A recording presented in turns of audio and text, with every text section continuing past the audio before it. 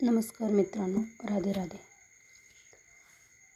आज आपण येडेश्वरी देवीबद्दल आख्यायिका ज्या आहेत त्या जाणून घेणार आहोत आणि येडामाईचं नाव कसं पडलं, येडामाई कुठे आहे आणि तिची काय कथा आहे हे आपण जाणून घेणार आहोत. काल आपण तुळजाभवानीबद्दल जाणून घेतलेला आहे, तर तोही व्हिडिओ तुम्ही बघू शकता. तुळजाभवानी कशी प्रगट झाली आणि तिची काय कथा आहे ते मी डिटेलमध्ये सांगितलेलं आहे. तुम्ही तेही व्हिडिओ पहा. आज माळ दुसरी, तर आजची दुसरी देवीचं आख्यायिका बघत आहोत. येडेश्वरी देवी ही कळंब तालुक्यातील येरमाळा हे गाव मुख्य राजमहामार्गावरती येत असून बालाघाटच्या कुशीत बसले आहे.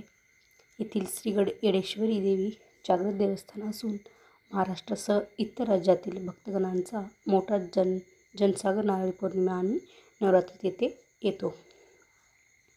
हे मंदिर गावच्या दक्षिण बाजूस 300 ते 400 फूट बालाघाटच्या पर्वतीय रांगेत डोंगर माथ्यावर असून या मंदिरात जाण्यासाठी मंडळींना 400 ते 450 पायऱ्या चढून वर गेल्यानंतरच पुरातनकालीन हेमाडपंथी बांधकाम करण्यात आलेल्या मंदिराच्या आतमध्ये 3-4 फूट व्यास असलेले यावर सेंदूर लेपून केलेली आणि डोक्यावर मुकुट, नाकात नथ, गळ्यात माळ अशा अलंकारांनी नटलेली श्री देवी येडेश्वरी तांदळाच्या भाविकांना दर्शन देते. देवीसमोर पुत्र परशुरामांची चांदीची मूर्ती आहे. मंदिराच्या बाहेरील आवारात देवी मातंगी, हवनभूम, श्री गणेश, श्री दत्त, महादेव आणि काळभैरवाचे छोटे मंदिरे आहेत. मंदिरात 5 डिकमल आणि मंदिराच्या मागील डोंगरावर तुळजाभवानी मातेचे मंदिर व 1 डिकमल आहे. या ठिकाणी देवीचे स्नानगृह असून देवी येडेश्वरी पार्वतीचे रूप असून रेणुका, अंबा, जगदंबा, तुकाई अशा अनेक नावाने प्रसिद्ध आहे. असंख्य भक्तांचे देवस्थान म्हणजेच ग्रामीण भागातील येढाई होय. परंतु या देवीच्या कोनशील स्थापनेबाबत पुरातत्व खात्याकडे जास्त नोंद नाही. या देवीबाबत आख्यायिका सांगितल्या जातात. आख्यायिका अशी की एकदा प्रभू राम सीतेच्या शोधात या भागात भटकंती करीत असताना देवी पार्वतीने विश्रांतीसाठी थांबलेल्या रामाची परीक्षा घेण्याचा निर्णय घेतला. सीतेचे रूप धारण करून रामाच्या समोर आली. रामाने म्हटले की तू तर माझी सीता नसून माझी व्याकुळता पाहून सीतेचे रूप धारण केलेली तू माझी वेडी आई आहेस. तेव्हापासून देवीस वेडाई या नावाने ओळखले जाते. तसेच दुसरी आख्यायिका एक अशी आहे की आबाजी पाटलांची कुलदैवत माहूरगडची रेणुका देवी आहे असं मानलं जातं.